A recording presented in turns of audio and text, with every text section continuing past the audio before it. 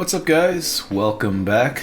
This week's episode, I'm going to be answering the question, can you do a 506B offering and a 506C offering in the same deal?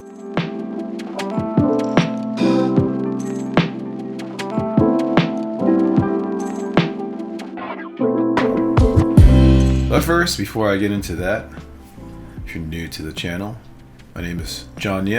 I am one of the founding partners at Trowbridge Law Group, and although I'm an attorney, I am not your attorney. So please do not take any of this as legal advice. If you want legal advice, give us a call, hire us, and I'll give you all the legal advice that you can handle. Back to the regularly scheduled content. Can you do a 506B offering and a 506C offering in the same deal? Now, you have to be very careful and listen to how I describe that question, right? 506B offering and a 506C offering in the same deal. It's not doing a 506B and a 506C in a single offering, right? You cannot do a single offering where you are raising money under 506B and at the same time you are raising money under 506C. The reason why you can't do it all at the same time under a single offering is because 506B does not allow advertising. 506C does allow advertising. So if you did it all at once under a single offering and you advertised under 506C, well, you just violated the rule under 506B. You advertise when you shouldn't have. So you cannot do it under a single offering. But can you do it under a single deal? So you were raising money for a specific property maybe, and you want to be able to, maybe take sophisticated but not accredited investors under a 506B offering.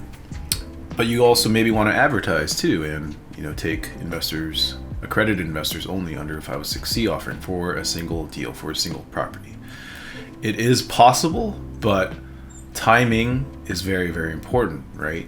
So because 506B does not allow advertising, you have to make sure that you don't advertise to any of them. So logic dictates you have to do the 506B first before you do the 506C, right? You raise money where you don't advertise, and then you do an offering where you do advertise. That way you make sure you don't violate any of the rules, either of the rules.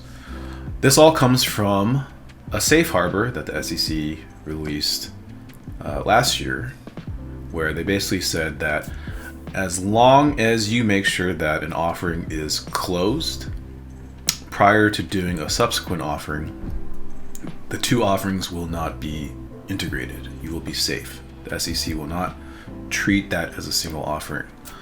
And that's important because if they do treat it as a single offering, if they integrate the two offerings, then you are now required to have followed the more restrictive rules. So in the example I gave, if you do a 506B and then a 506C, and the SEC integrates them, says it is a single offering, the more restrictive rule says you cannot advertise.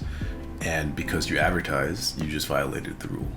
Well, the safe harbor that they released makes it clear that you need to close the offering, the previous offering, to be protective. So if you are thinking about doing something like this, if you're thinking about doing a single deal where you are raising money under a 506B and then doing a 506C, the key is to make sure that you close the 506B offering.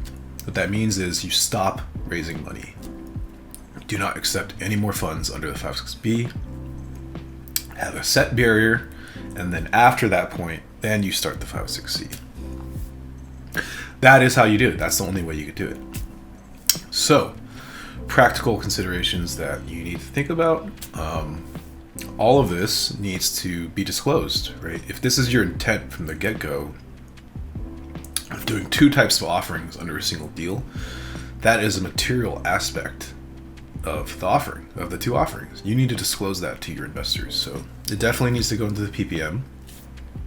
You can't just, all of a sudden switch in the middle of raising money. Maybe you didn't raise enough under the 506B, and now, maybe I need to go out and advertise and fill the gap.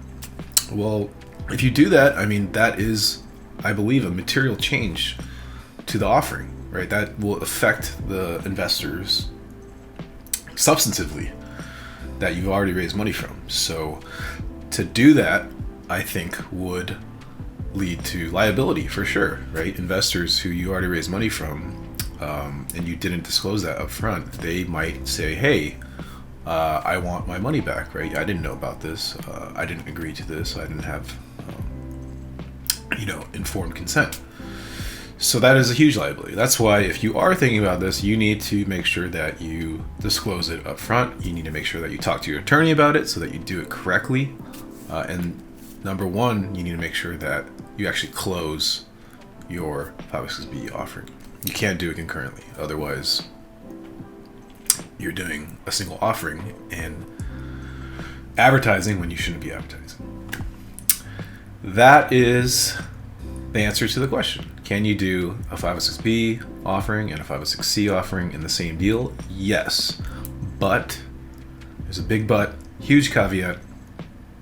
You need to, number one, make sure that the 506B closes before you do the 506C. And number two, you need to adequately disclose this to your investors. So, if you're thinking about doing this, give us a call. We want to discuss it with you beforehand, so you get everything right. If you have other questions, give us a call anyways. Gene and I, we give free consultations to anybody. Just go to our website, trowbridgelawgroup.com, and there's a button at the top where you can schedule a consultation with myself or my partner Gene. I hope you guys learned something this week. If you did, feel free to give us a like, hit that subscribe button. Thank you for tuning in, and I'll see you guys next week.